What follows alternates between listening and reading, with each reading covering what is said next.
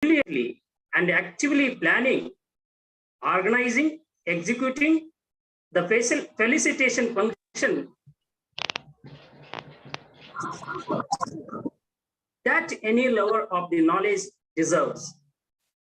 As a result, Professor C.S. Patil Felicitation Committee is formed to take care of felicitation process, to honor him by organizing a special lecture on the issues of contemporary relevance by eminent speakers in the field in collaboration with various colleges throughout Karnataka.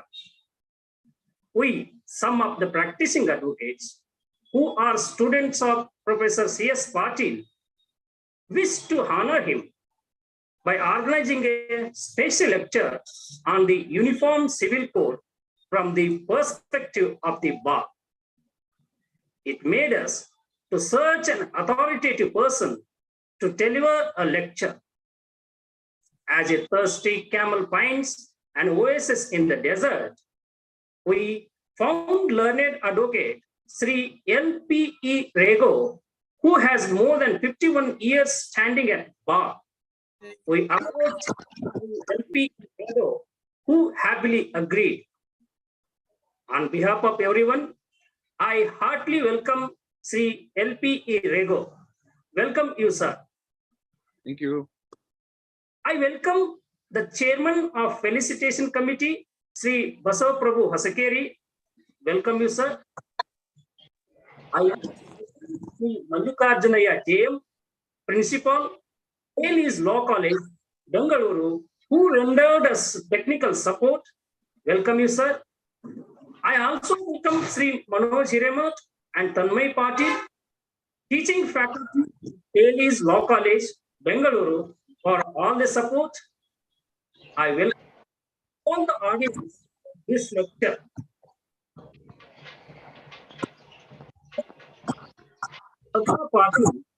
To give brief introduction of CS.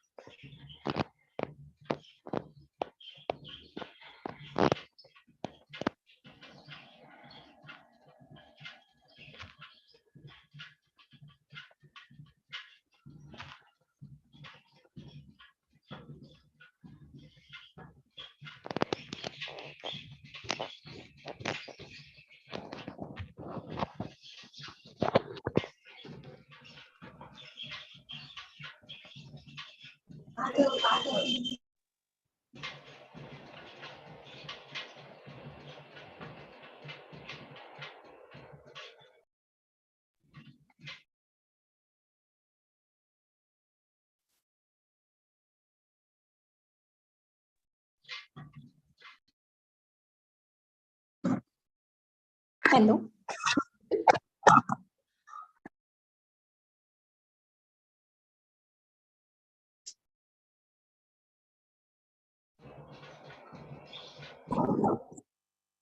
I request Dr. Padna Patil to give brief introduction of Professor C.S. Patil. Thank you, Advocate Ratna. A very warm good evening to all the legal enthusiasts. It brings us great honor to welcome you all to the online lecture to commemorate felicitation ceremony of our Guru, Dr. C.S. Patil. Dr. Patil is a doyen of legal education and the guru who mentored and shaped many lives. As a beloved teacher retires, the students and well-wishers have come forward to celebrate his contributions and felicitate him on 3rd of September 2023. To commemorate this special occasion, Yatnal and Haged Associates, both students of Dr. Patil, have organized this online lecture. We appreciate and congratulate them for this initiative and welcome all the participants. Thank you, Dr. Pradhyam. Yes. Though Sri LPE Rego does not require any introduction, but as a matter of formality, now I request my advocate friend, Sri Trivikram, to introduce today's speaker, Sri LPE Rego. Over to you, Trivikram.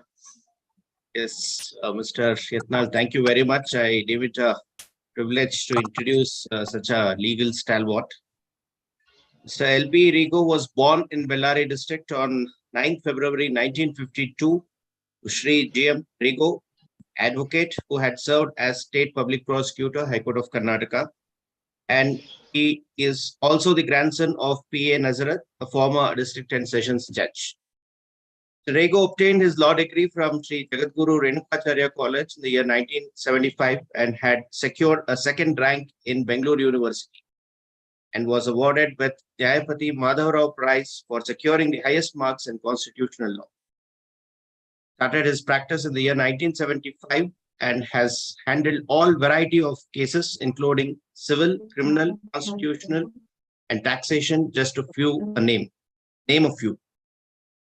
He has appeared for several prestigious organizations and entities. Mr. Rego served as a vice president of Forum of Christian Advocates for 2 terms.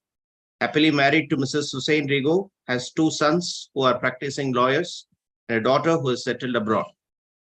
Apart from traveling across the globe, Mr. Rego likes reading, swimming, playing cricket during his free time. Thank you, Mr. Yatnal. Now it is time to listen Sri LP E. Rego sir lecture. I request LP Rego sir to deliver lecture on Uniform Civil Code, a perspective of the bar. Over to you, sir. Thank you, Mr.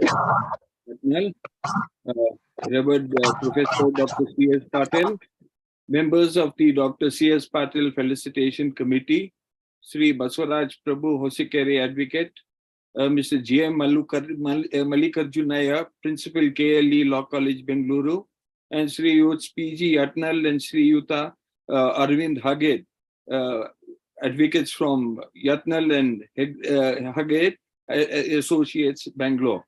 Thank you very much for this honor that you have given me. And I only hope I live up to the expectations of Dr. G.S. Patil, C.S. Patil, who's a great man, and we have heard so much of him and of his dedication and the wonderful work that he has done to the cause of legal education in the country. Thank you very much. And if you permit me, I will commence my webinar on the Uniform Civil Code from the point of view of an advocate's perspective with regard to the issues in question. May I proceed?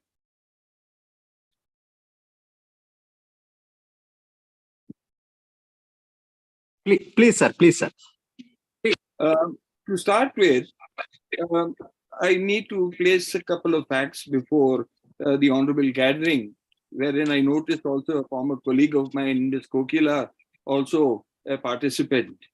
To start with, I'd like to highlight that the Constituent Assembly of India first met on the 9th December 1946 and continued till the 24th January 1950. The Constitution of India was finally adopted on 26 November 1949 and signed by the members of the Assembly on 24 January 1950. Thereafter, the Constituent Assembly, having accomplished the task of framing the Constitution, assigned to it adjourned sine die, and became punctus officio. Dr. Sachidananda Sinha was elected the temporary chairman of the Constituent Assembly on Monday, 9th December 1946.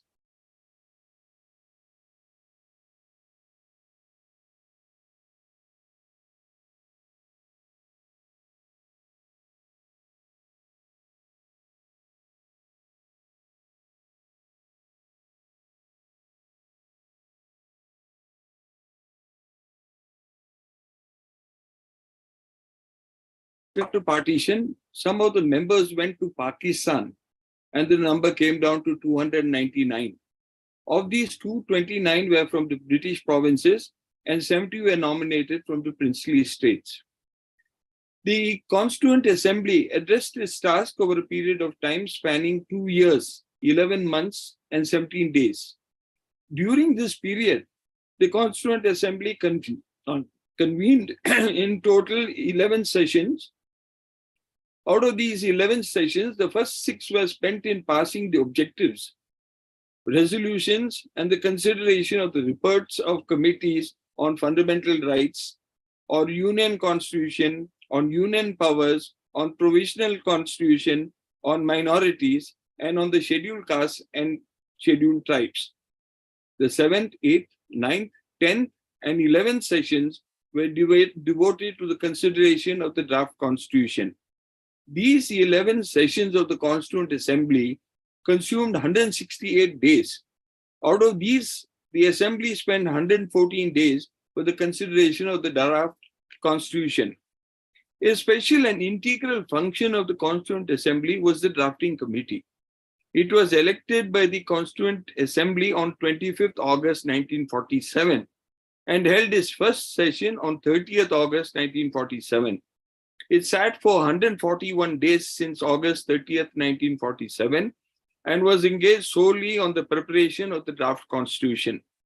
The draft constitution, as prepared by the constitutional advisor, Sir B.N. Rao, featured as a text for the drafting committee to work upon. It consisted of 243 articles and 13 schedules.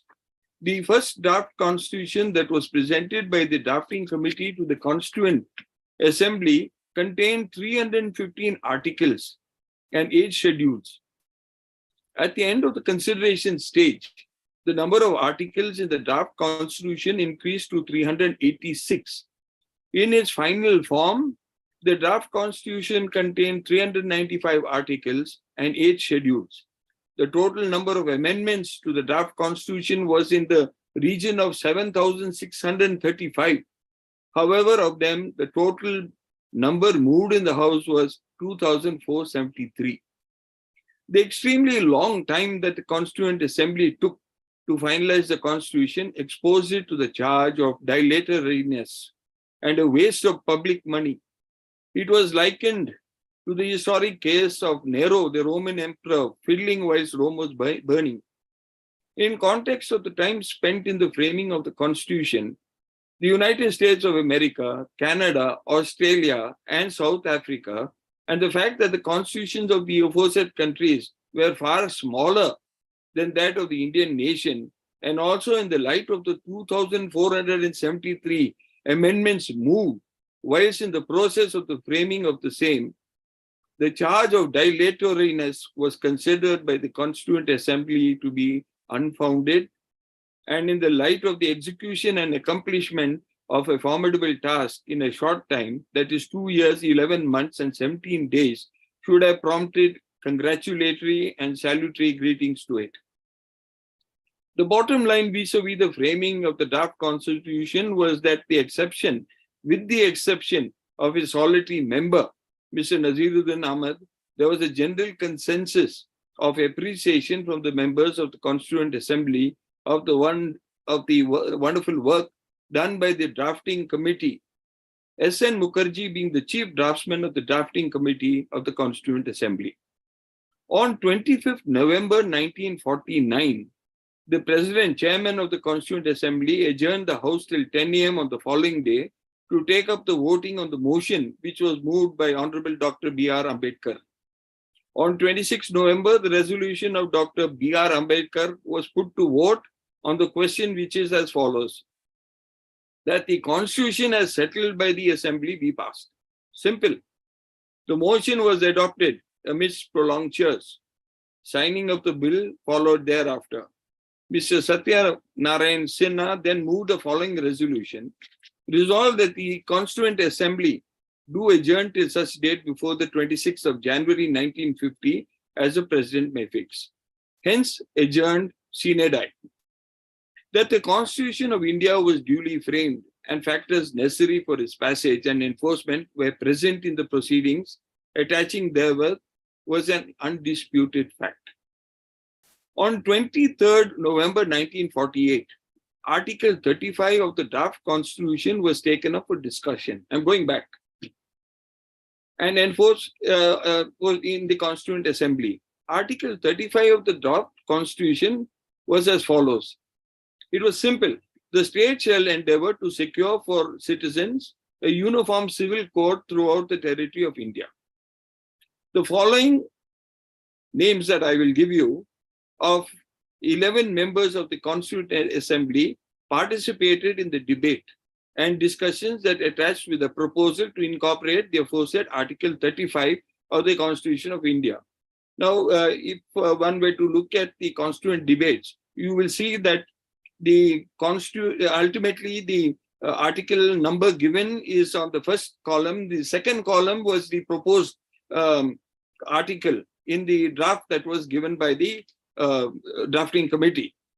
Now, the persons who spoke on the issue at the assembly were Mr. Mahmud Ismail Sahib, Suresh Chandra Majumdar, Naziruddin Ahmed, Mehboob Ali Sahib Bahadur, M. Ananta Sayanam Iyengar, C. Krishna Swami Bharati, B. Pokar Sahib Bahadur, Hussain Imam, K. M. Munshi, Sir Aladi Krishna Swami Iyengar, and Honorable Dr. B.R. Ambedkar. Two resolutions were moved to the proposal as per Article 35. The first was by Mahmud Ismail Sahib, and his proposal was as follows. Provided that any group, section or community of people shall not be obliged to give up its own personal law in case it has such a law. Naziruddin Ahmed moved the following amendment to the proposed Article 35. His amendment was, provided that the personal law of any community which has been generated by the statements shall not be changed except with the previous approval of the community ascertained in such manner as the union legislation may determine by law. Then there was a third person by name Mahbub Ali Beg Bahadur who moved an amendment to the proposed Article 35 in the nature of a proviso, which was as follows. Provided that nothing in this article shall affect the personal law of the citizen. The aforesaid members were supported in their contentions with regard to Article 35, amended as proposed by them, expressing their concerns and the need to slow pace the proposal, and querying inter alia the intent and rationale for incorporation of a provision in the nature of Article 35 in the Constitution. The members labored at length on their apprehensions and the need for the amendments proposed by them to be incorporated with the main provision, the main proposition, which apparently was not otherwise seriously objected to by them. Mr. K. Munshi, Mr. Aladi Krishna Swami Iyengar, and the Honorable Dr. B.R. Ambedkar strongly refuted the amendments proposed to the main proposition as per Article 35 and urged passage of the motion to incorporate Article 35 in its original and unique avatar in the Constitution of India. They severally highlighted various reasons for incorporation of such a provision in the nature of Article 35 in the Constitution of India. They pointed out very significantly that even in the absence of Article 35 in the Constitution of India, legislative competence in Parliament as per the concurrent list would enable the enactment of a uniform civil code for India. Regardless of this statutory position, that would emerge when the Constitution came into play, they made reference to a virtually common civil code, criminal code as such, that was prevalent in the country at the relevant time, and the innumerable civil enactments prevailing in the country in the avatar of a uniform civil code. The areas in which the uniform civil code could operate would in effect be the subject enumerated in Article 5, Item 5 of List 3 of the concurrent list. So you will appreciate that at that time, there were in the country enactments like the Code of Civil Procedure, the Code of Criminal Procedure, the Indian Evidence Act, the Transfer of Property Act, and the Limitation Act, the Negotiable Instruments Act. All these enactments were of a public nature. They did not really relate to personal laws. They were public laws, and they were all in force and were being followed by all sections .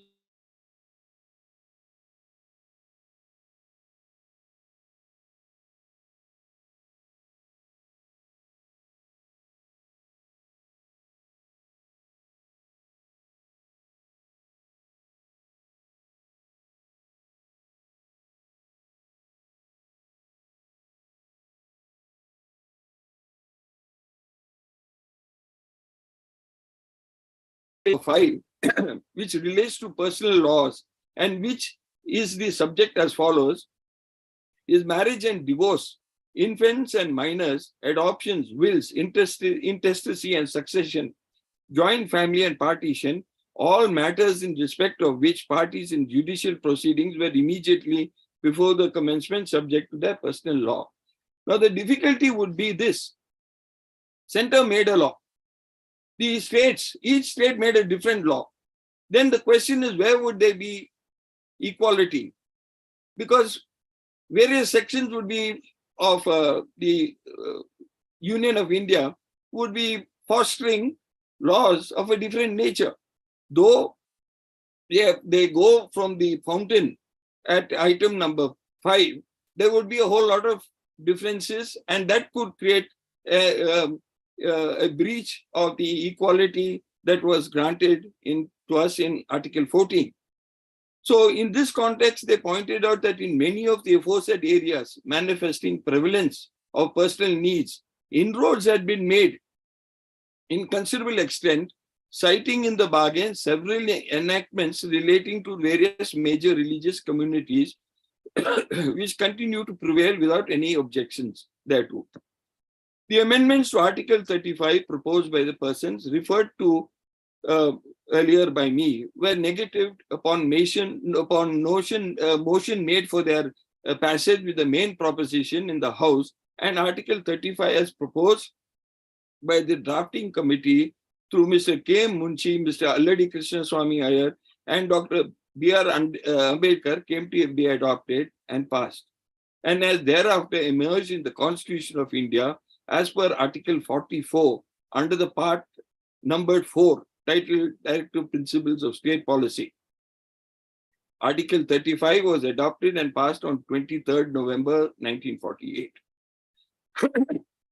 Then, a few days later, further to discussions that commenced on 3rd December 1948 and continued on 6th December 1948 and 7th December 1948, new articles 19 and to 20 that were indicated in the draft Constitution came to be passed.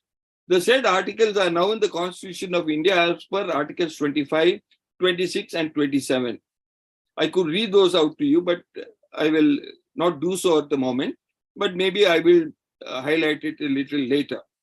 Now, the important issue here is that read with Section 25, Article 44, would manifest that the right to freedom of conscience and free profession, practice, and propagation of religion is subject to Article 25(1), which is reiterated. I will point out and read that out for you for ready reference.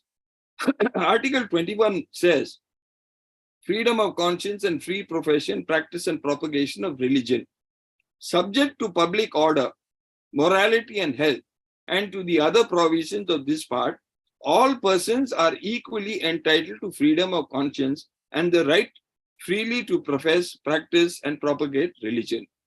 So there was a rider. The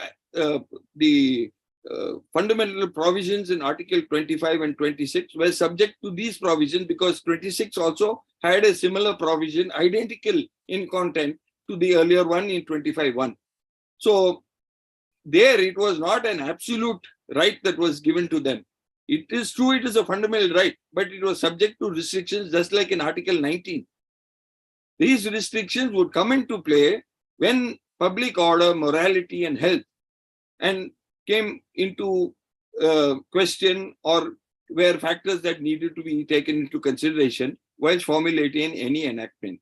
So that was the statutory position insofar as Article 25 and 26 is concerned. In my opinion, this was a reasonable restriction and will not extend to practices which are not an essential religious practice.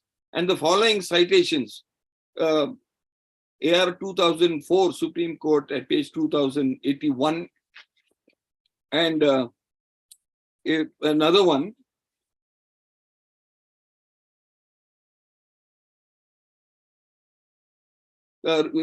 cited in AR 2017 Supreme Court at page 4609, which relates to the triple talaq case, will clearly highlight the statutory position insofar, or I would say the constitutional position insofar as Article 25 and 26 is concerned, and really is not a factor that should militate or go against Article 44, which is only seeking to codify the laws and bring into play public laws of a civil nature and not personal laws in any way, which are saved by Article 25 and 1.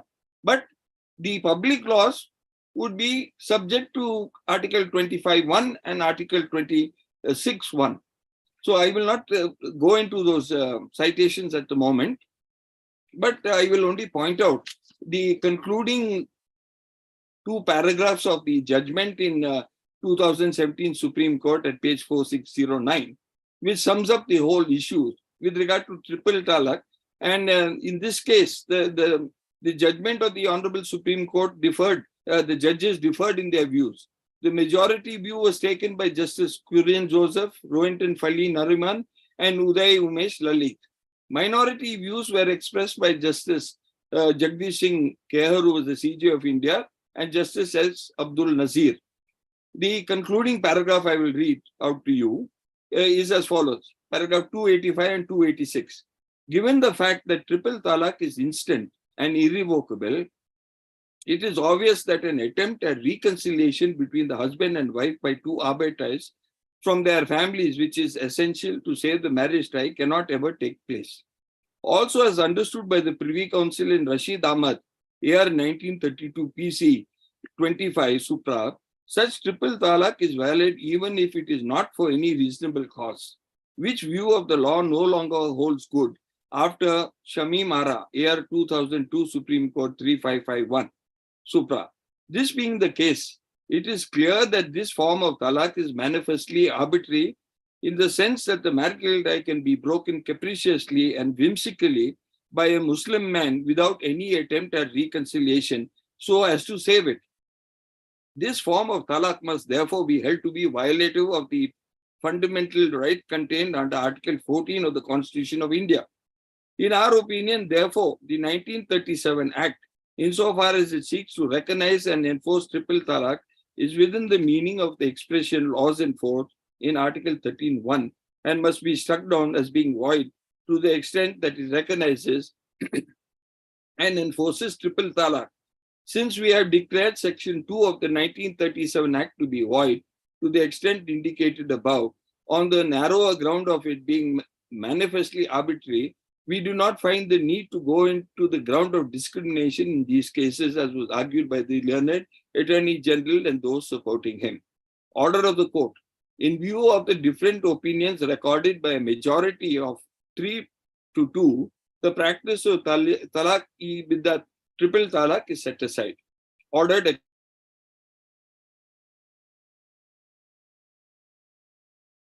subsequent to the passage of this judgment,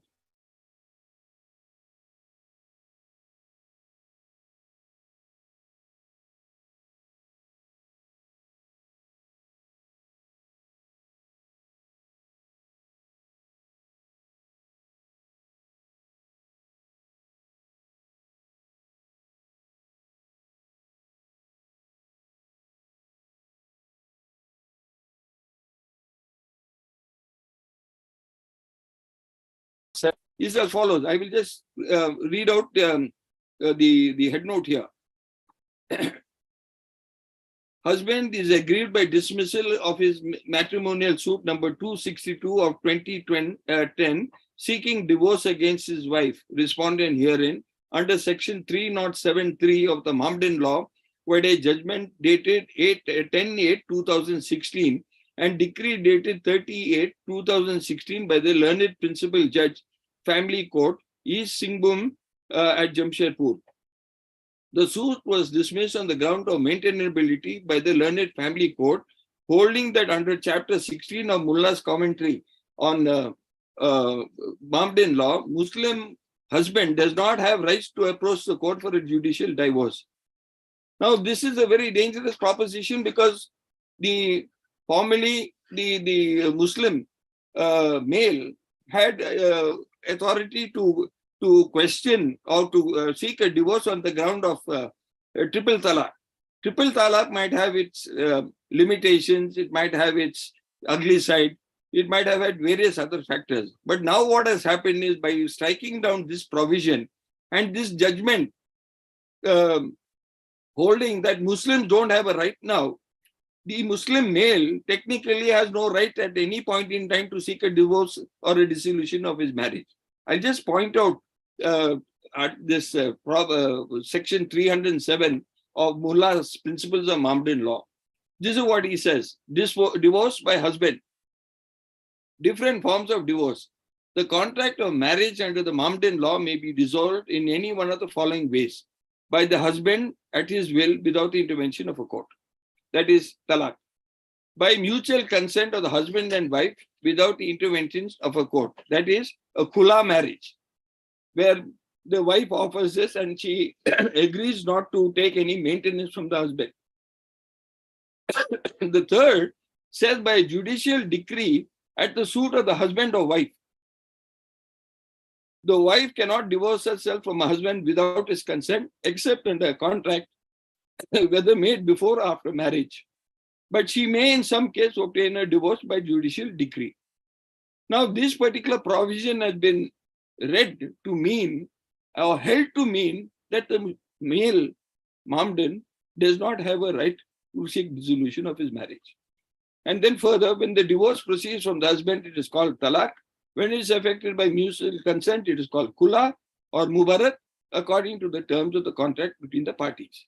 Now, this particular aspect, which has dealt with the personal law of the Mamdens, has raised an ambiguity.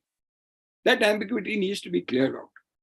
Of course, when one way to read that 3073, you will see there that the provision says by a judicial decree at the suit of the husband or wife. So the propriety of the judgment, in my humble submission, seems it might not be all there, but it prevails as on date. It's still not been challenged as far as I learned, and it holds the field because the finding is that the Muslim male has no right of dissolution of marriage. So technically, by trying to give a particular expression for dissolution of marriage to women, it has ended here with the male not having any right. That is one aspect of that. Now, there are two aspects which have been cited in a judgment of the Supreme Court, where the concept of social democracy is manifested. You may permit me to kindly just mention this here, because it will have some bearing on the other aspects of the Uniform Civil Code. Social democracy, meaning and contents. Social democracy means a way of life which recognizes liberty, equality, and fraternity as principles of life. They are not several items in a trinity, but they form union of trinity. To diverse one from the other is to defeat the very purpose of democracy. Without equality, liberty would produce the supremacy of the law over the many. Equality without liberty would kill individual initiative. Without fraternity, liberty and equality would not become a natural course of things. Articles 15.4 and 16.4 therefore intend to remove social and economic inequality to make equal opportunities available in reality. Social and economic justice is the right enshrined for the protection of society.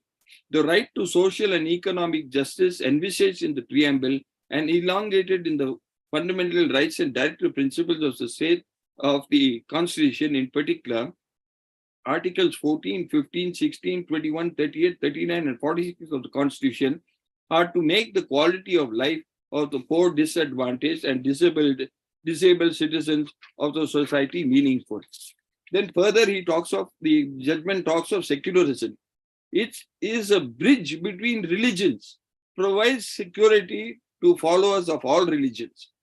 Pluralism is the keynote of Indian culture, and religious tolerance is the bedrock of Indian secularism.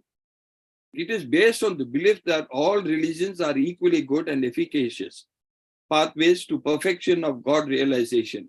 It stands for a complex interpretive process in which there is a transcendence of religion, and yet there is a unification of multiple religions. It is a bridge between religious in a multi-religious society to cross over the barriers of the diversity. Secularism is the basic feature of the Constitution as a guiding principle of state policy and action. Secularism in the positive sense is the cornerstone of an egalitarian and forward-looking society, which our Constitution endeavors to establish. It is the only possible basis of a uniform and durable national identity in a multi-religious and socially disintegrated society. It is a fruitful means for conflict resolution and harmonious and peaceful living. It provides a sense of security to the followers of all religions and ensures full civil liberties, constitutional rights, and equal opportunities. This judgment also speaks of intercaste marriages and adoptions being two important social institutions through which secularism could find its fruitful and solid base for an egalitarian social order under the Constitution. Therefore, due recognition should be accorded for social mobility and integration, and accordingly, its recognition must be upheld as valid law. Then it goes further to say that though recognition is a circumstance to be taken in consideration, marriages between personal right of the spouses, they are entitled to live after marriage openly to the knowledge of all the members of the community or locality in which they live, and by such living, they acquire marriage status. In the light of the constitutional philosophy of social integrity and national unity, right to equality assured by the human rights in the Constitution of India on marriage by man and woman, they become members of the family and entitled to the social status as married couple. Recognition per se is not a precondition, but entitled to be considered when evidence is available. It is common knowledge that with education or advance of economic status, young men and women marry against the wishes of parents, and in many a case, consent or recognition would hardly be given by either or both of the parties or parents of both spouses. Recognition by family or community is not a precondition for marriage status. Now, in this context, I would submit that the qualifying provisions to Article 25 of the Constitution of India, as per Article 25(1), which is also incorporated in Article 26 of the Constitution of India, and manifests the same legal propensities as contained in 25(1) of the Constitution, are effective and would constitute a proper break on legislation that would tend to exceed or breach or transgress our fundamental rights guaranteed under Article 25. Now, there is another factor. Our Honorable Supreme Court of India is the watchdog of the Constitution. Anything if it were to breach personal laws is always in the hands of the Supreme Court to address in due course. And the Supreme Court, if with all its wisdom, will undoubtedly strike down any such thing if it was unconstitutional. So there should be no fear that by allowing exercise of duty under Article 44, that there would be a mass devastation in the country and things like that. The Article 44 must be given expression to. Now, there is one other aspect here which I'd like to point out. And in this connection, I will read out two articles that are 36 and 37 of the Constitution of India. Directive Principles of State Policy is a nomenclature for that section. 36 definition. In this part, unless the context otherwise requires, the state has the same meaning as in part 3. Application. Now, this is the important aspect. Application of the principles contained in this part. The provisions contained in this part shall not be enforceable by any court. All right, we agreed that these provisions will not be, that is articles 36 to 51 and then 51A are concepts that cannot be enforceable in any court. But there's a rider on this. But the principles therein laid down are nevertheless fundamental in the governance of the country, and it shall be the duty of the state to apply these principles in making laws. So when they are making these laws, it might not be enforcing any law made there, but when they are making these laws, these concepts have to be taken into consideration, and on that basis, Article 44 must be made to work. Therefore, I submit that there is no danger in the formulation of a uniform civil code in terms of Article 44. Again, I would like to point out that it is the duty of the state, as mentioned in Article 37, to apply these principles when it's making laws, and which are real and which are not illusionary in nature. Now, in this connection, I would like to point out that it might be necessary to have a article, the concurrent list, item number 5 itself, removed from there and put entirely in the central list, in the union list, because you are unnecessarily enabling the state to make provisions which will run counter to anything that the center makes, which then leads on to Article 246 of the Constitution as the relations between the center and the state and the legislation made by them and the effects of how those laws are to be addressed. Instead of those controversies, uniform civil code to be constituted only by the center, delete from article, from the state list 3, the concurrent list 3, item number 5, shift it to list 1 and restrict legislation in these areas only to the center. That is one aspect of the matter. Therefore, I submit the establishment of an elaborate uniform civil code providing a uniform base of constitutional values to each system of personal laws in keeping with the sentiments of Article 44 is more than an attainable position for the Parliament of India. This position is also substantiated by the judgment of the Honorable Supreme Court of India in the case of Bansilal Patel versus State of Andhra Pradesh, and another reported in AR 1996 Supreme Court, page 1023. These judgments provide adequate reason and scope for the center to embark on the formulation of a uniform civil code. The constitutionality of the provisions of Section 8 and Section 15 of the Hindu Succession Act 56 and Section 6 of the Hindu Minority and Guardianship Act 1956 may also be examined in context of the provisions of Section 17 of the Guardian and Wards Act 1890, which was a public law and which was enforced long before our Constitution came into existence, and where certain rights were given to the father, which were toned down and taken away in the Hindu Minority and Guardianship Act. So these aspects which were there in the earlier code have led to a diversity in approach and also in their rights. the vast uniformity brought about in law relating to, then there is another aspect which I would like to point out, is section 19 and 21 of the Special Marriage Act 1954. Now, this is an enactment which relates to marriages between persons who could be anybody other than a Hindu or a Mohammedan. It could really go to Christians, anybody. And the same provision is also contained in the Foreigners Act. Now, I will just read out that provision to you, which is contained in part 4 at article 4, chapter 4, special matter, and contains under the nomenclature registration of marriages celebrated in another form. Actually, part 4 is, consequence of marriage under this act. Section 19, which I cited. I will read out section 19.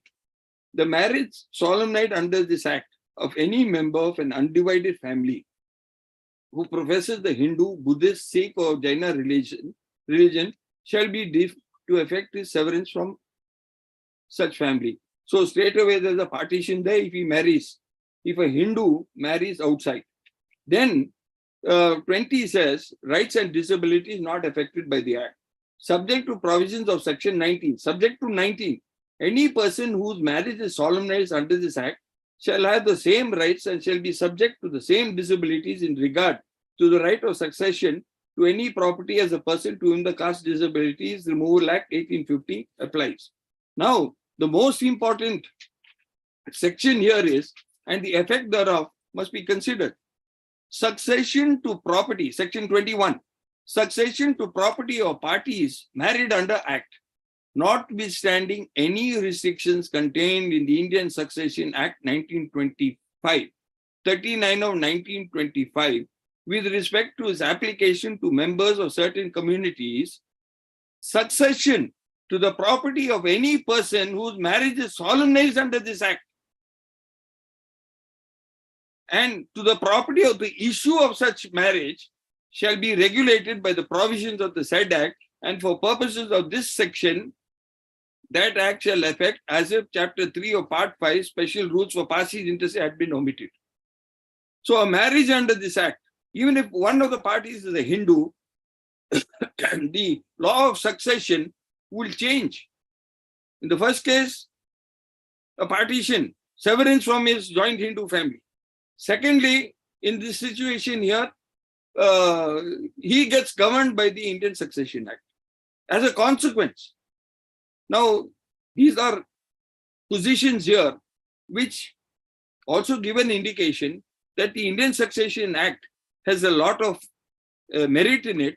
And if I remember in the case of John Valamattam, the Supreme Court had also observed that it was a statute which was very fair to the immediate family and could have been viewed and enforced.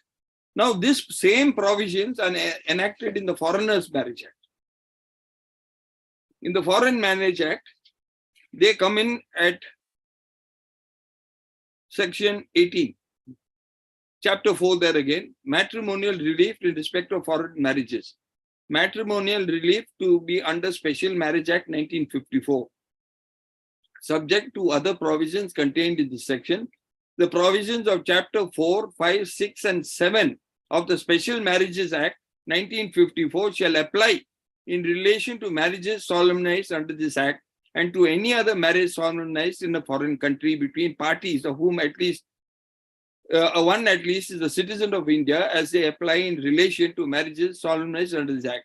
In its application to the marriages referred to in this subsection, section 24 of the Special Marriage Act 1954 shall be subject to the following modifications. Now, there are these other modifications they speak of, but ultimately the basic issue is with regard to the law of the Indian Succession Act coming into play and becoming the mantra by which succession by operation of law will go into place, not by transfers inter vivos, but by operation of law. A man governed by the Hindu Succession Act goes there. A man governed by the Sharia, because he marries out, is left with that consequence.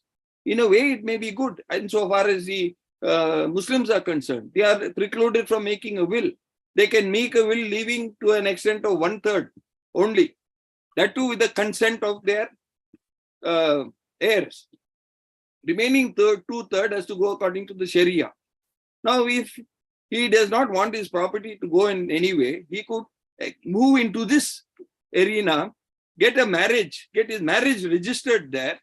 And if one of them is not a party to it, considering the fact that he himself is not, Hindu, or his partner may not be that, they can take advantage of this provision to create a total devastation of the law of succession as contained in the Hindu succession, in the Mohammedan law under the Sharia Act, as well as under the Hindu Succession Act, where Section 8 and Section 15 will come into play.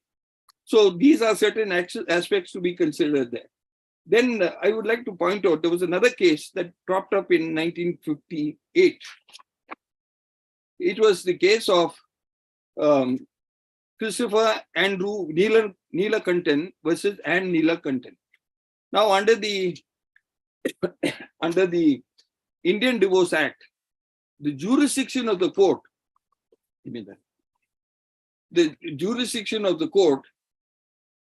mandates the petition to be filed where the marriage took place, where the husband or wife and wife reside, or where they last resided together. Now, Section 3 is the provision, district court. District court means in the case of any petition under this act, the court of the district judge within the local limits of whose ordinary jurisdiction or of whose jurisdiction under this act the marriage was solemnized, or the husband and wife reside or last resided together. Now, in this case, Christopher Neelakantan was a wing commander.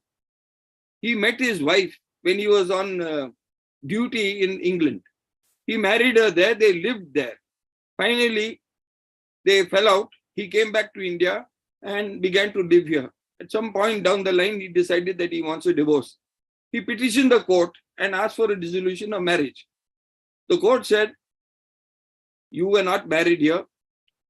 You and your wife don't reside here.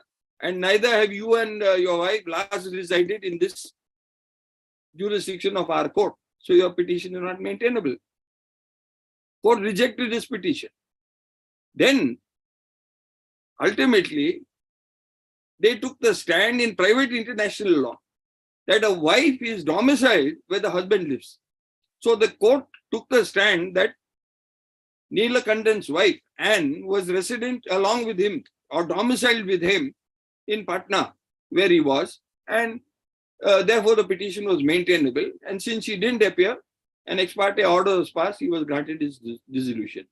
So from the bar, we get to see a lot of this, various issues from time to time where the laws work very inadequately at times, sometimes over efficaciously.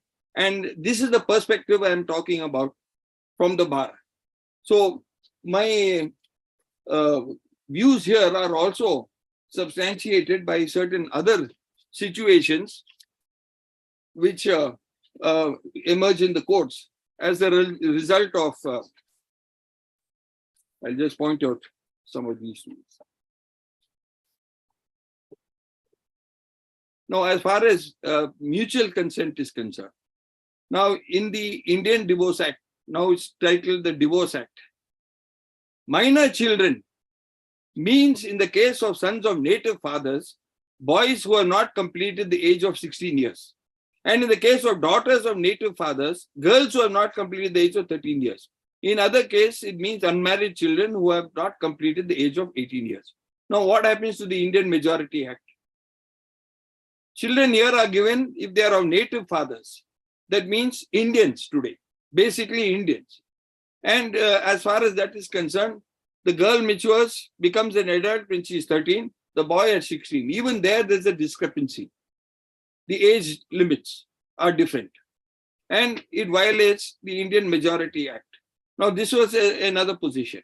Now, even for dissolution of marriage by mutual consent, the separation period is 2 years in the case of Christians, whereas under the Hindu Marriage Act or the Special Marriage Act, the separation period is 1 year.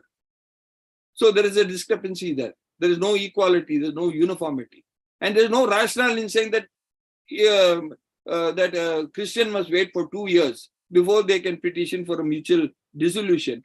Whilst in the other cases, people similarly situated have just a 1 year waiting period. So that is another factor which mandates uniform civil code. Have the law working uniformly. Let us not have different situations for different people. So that is another reason why I'm stressing that we need to go in for a uniform civil code. Then the family courts, the jurisdiction there of family courts is another factor that has to be taken into consideration, because jurisdiction there also relates to family matters, and what these family matters are and how they are to be addressed is also in the hands of the family courts. So that's another factor that needs to be considered.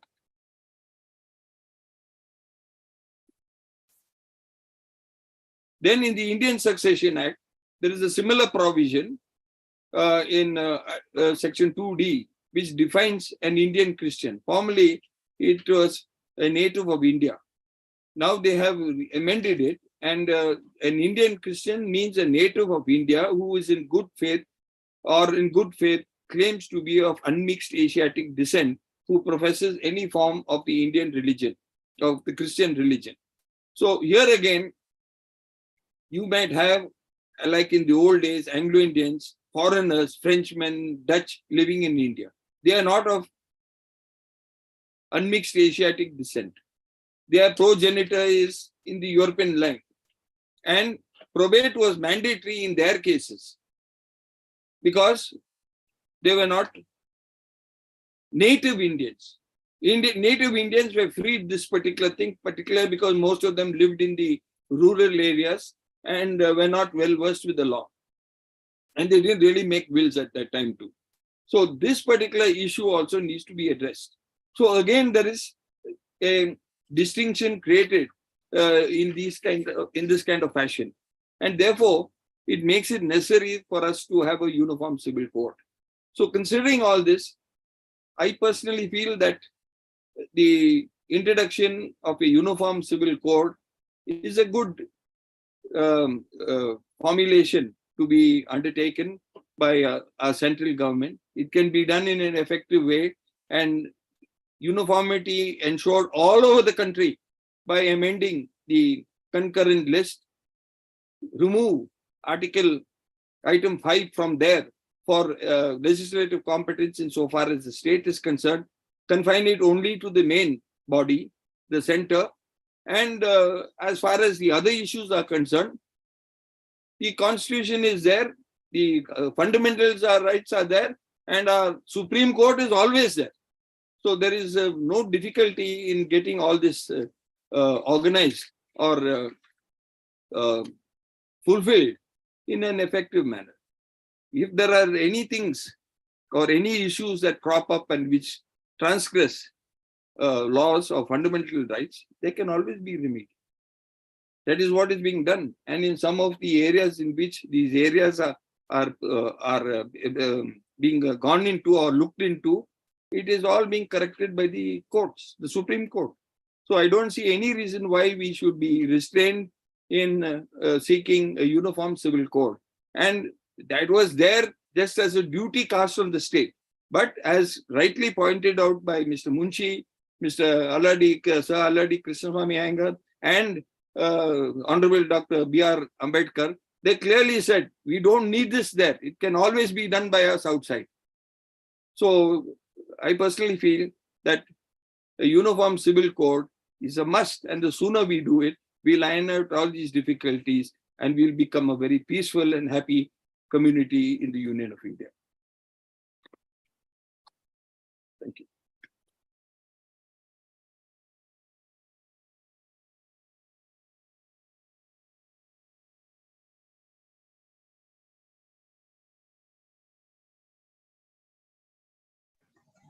I think I finished my 1 hour. So. Sir, I have one question, sir. Yes, sir. What measures should be taken to sensitize the society towards a common code or codification of personal law? No, will you come again, sir, please? What measures should be taken to sensitize the society towards common code or codification of personal law? Because until and unless the mindset of the peoples are not changed, the enactment of this code is not useful. No, sir, if you take it for instance, various issues in life today are changing. Now, take for instance, marriage. Marriage itself has become denigrated now. It is not what it was, the sacrament, the 7 generations that it meant to represent when you walk around the fire 7 times in the Saptapadi. For Christians, it was a marriage made in heaven. But today there are live-in relationships all over the place. And people live there today and get out from there tomorrow. Where is the religion or the religious aspect of these factors coming in? In Hindu law, in Christian law, it is a samskara, it's a sacrament. Maybe with the Muslims, it is a contract, a civil contract. But when this is the position and there's dilution there, you are even playing up with the rights of people there. And you are encouraging in a roundabout way bigamy. And also, if you take it, section 498 is not really helpful to any woman. Because if you see, there is also an unconstitutional issue there, because in practice, in Hindu society, the eldest daughter of the daughter of a family or the mother marries her younger brother. At that point, the question is, who are the relatives of the husband? Whether if it's a police officer dealing with it, one day he may say it is so-and-so, another day he may say it is not so-and-so. So these issues will come into play over there. And in considering, now in the old days, sati was supposed to be an issue which was brought in by the Aryans. Now in those days, people had polygamy and they had wives, 50, 60, 70 wives. Now each one of them had children.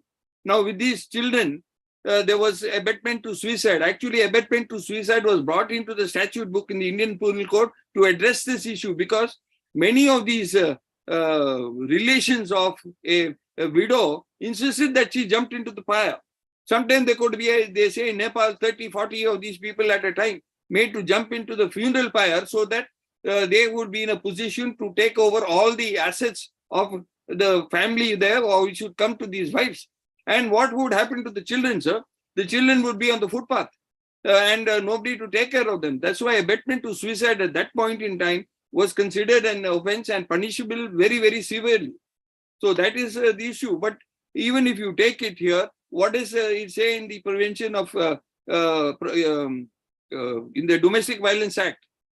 Any relationship in the nature of a marriage is protected.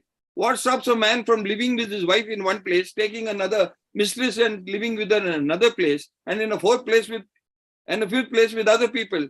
Where is bigamy then? What is the prosecution to do? What are the authorities to do to prevent this? And they are in there today and then out of it tomorrow. So there is also not very much stringency.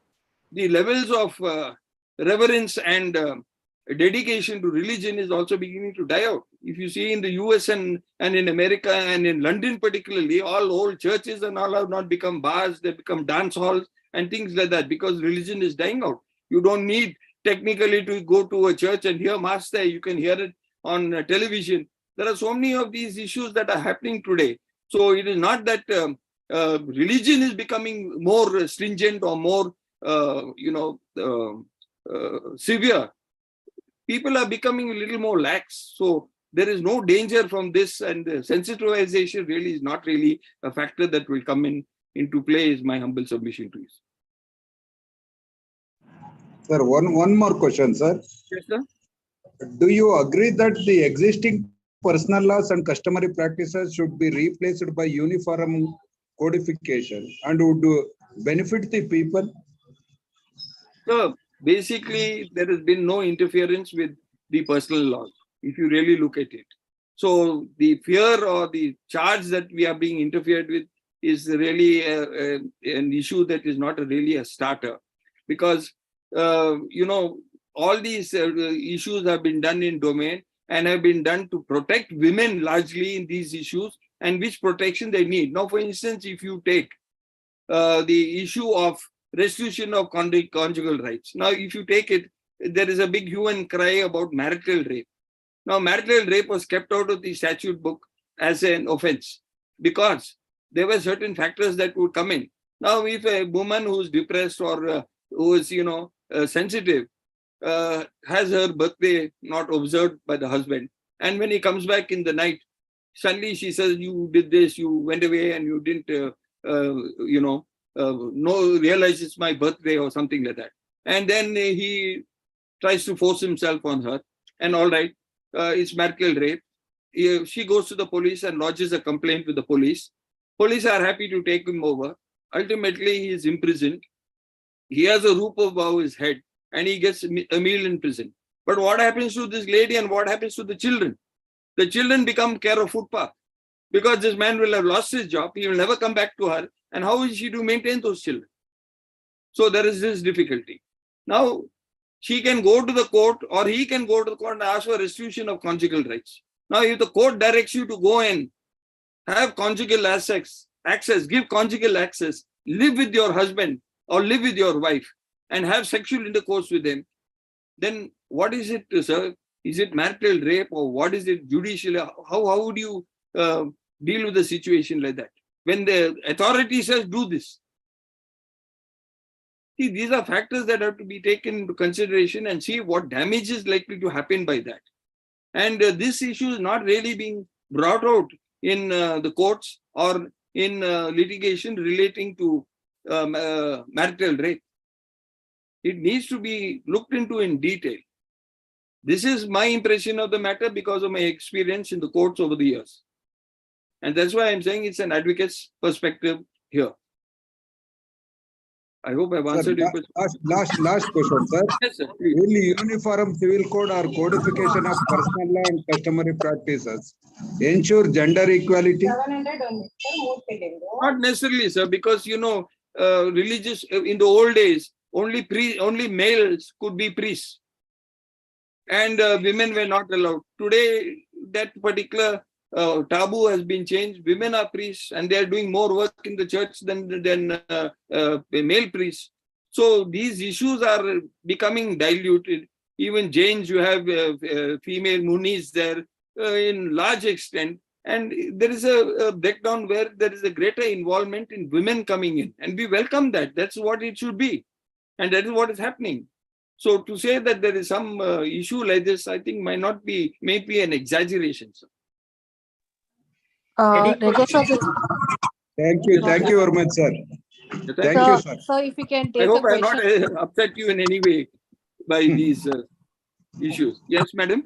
So, thank you, sir. It was an informative session. I have a small question. So instead of dwelling into personal laws, because it might not be possible to do justice to all the all the communities. For example, inheritance. Inheritance is completely different. It has a very old legacy of Mitakshara, Dayabaga, and it is completely different for other sects. Yes, sir. So that being so, why is the government is not considering codifying personal laws in order to harmoniously read all the fundamental rights instead of uniform civil code, which in any ways does not do justice to all the communities. But there has not been any serious discussion on this matter. Is there any particular reason? Madam, basically, in my appreciation of these issues, human beings lived in a tribal sort of scenario over the years. And those tribal factors still remain with them today. The law of succession and issues like this came into play. They say a Hindu was born with property, but he died without property. Now, what would happen is if you went back several 100 years or 1,000 years ago, people lived without the conveniences of modern day life. Today, you're on the moon and you're monitoring actions of an inanimate body there on the moon. But this was not the situation years ago. Man had to go and into the forest and bring firewood. Somebody else he had to also go and get water. There were so many factors he had to do, and at the end of half a day, he would probably have been dead. So there was division of labor. Joint families were necessary. People had to live together, and they had to also protect themselves with like small armies because of dangers and damages that could happen to them from dacoits and things like that. So that factor, at that point in time when the family was together, the wealth of the family was divided by them. That's why co-partners had rights in the property. And also in Mohammedan laws, the Mohammedans also, there was this factor. That is why Sharia, the property is divided amongst the sharers. After the sharers, it goes to residuaries, what is left, and the third is distant kindred. So the property is divided in this fashion because they have all contributed and helped to build that. So the inheritance is on those lines. But today, Yes. People are living easier lives. You sit at home and you can see what is happening in Canada. You have a bungalow in Canada and you can see birds there and all with CCTVs. So life has become easier that way. And therefore, these divisions, which are really to the whole community, may be avoided in many ways. So inheritance laws, yes, please look into it, and uniform civil code, make it equal for everybody. So it was one of the examples. So what I'm trying to say is, why not codify personal laws instead of bringing in UCC, which may not do justice in all sense for the tribals, for the minorities. No, the concept of a UCC is you're making a sort of public law out of a personal law. You're making it apply in a public sort of fashion. That is the issue.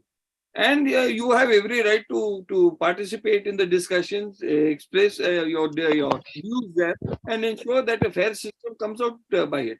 Supreme Court has made these remarks several times, and it's good to look at it. Okay, sir. Thank you, sir.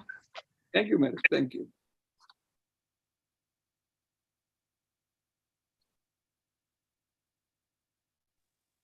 Sir, myself Arvind here. Yes, Mr. Arvind. Yeah, sir, your suggestion that delisting item number 5 from the concurrent list and listing it in the union list. Yeah. That India has witnessed that so many central governments are coming to the power with different philosophical ideologies, or better I can say, with religious ideologies. The one particular government comes now to the power with a particular religious ideologies. In later years to come, another government may come that is contradictory to the religious ideas that are present government, that are to the present government. Don't you think giving at most unbridled, uncontrolled power to the union will distort the plurality of the people when it comes to the marriage, divorce, maintenance, and inheritance? Sir, I don't agree with you when you make out a proposition that we are giving unbridled power to the central government that comes into play. The issue basically here is we have the Supreme Court, a watchdog there. And if there is anything done by any body, any political janta that comes into play there, that issue can be adequately tackled by the Supreme Court by if it is violating your fundamental rights, whether it is religion or equality before law or special provisions that are there. It is covered by that. You have that safety. That safety value is always there. There's always judicial review of all these propositions. So there is no harm or danger. We have to trust our governments and say, boy, you do good for us, because after all, what did Mr. Ambedkar say in the Constituent Assembly? Government of the people. That means you constitute a government with the people, of the people. Then you carry on business by these people. That is government of the people. And ultimately, the benefit of what that government did is for the people. So this is the concept that he went by when he came out with so many of these wonderful propositions that you see in the Constitution of India today. So this is basically we must have confidence in our leaders, and if they play up, if they play truant and do things to the contrary, we have the Supreme Court there, always there, to handle these steps and put them in place. And they have done it any number of times. So I don't think we should have any worries on it. Thank you, sir. Thank you, sir. Anything else? I think it is over. Okay. Thank you. Thank you, sir. Thank you, sir. Sir, it was a wonderful lecture. At the beginning, I described sir as a... I thank you all very much. It has been wonderful working with you all, and I congratulate you for the wonderful work you are doing and spreading the concept of law and just law. Benefited by his lecture. I also thank organizing committee, felicitation committee chairman, Sri Basoprabhu Haskere sir. Thank you, sir. And I also thank Mallikarjunaya JM, principal, Kelly's Law College, Bengaluru, for giving support. And I also thank two more persons, Sri Manoj Hiremat and Tanmay Patil, for giving technical support. I thank personally Arjun Rego for giving support. And I finally thank all the audience for being part of this program. Thank you, one and all. Thank you. Thank you very much, Mr. Yatnal and Mr. Hegde, Mr. Hagar.